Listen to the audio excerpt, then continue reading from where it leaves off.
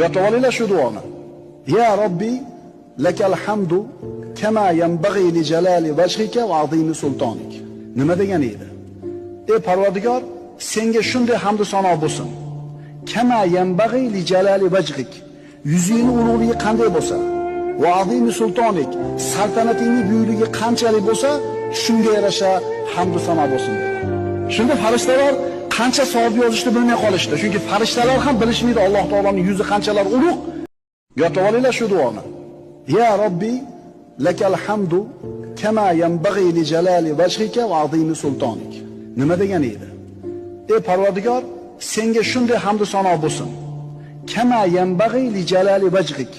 Yuzingning ulug'ligi qanday bo'lsa, va azimi sultonik, saltanatingning buyukligi qanchalik bo'lsa, shunga yarasha hamd va sano bo'lsin dedi. Shunda farishtalar qancha savob yozishni bilmay qolishdi. Chunki farishtalar ham bilishmaydi Alloh taoloning yuzi qanchalar ulug'.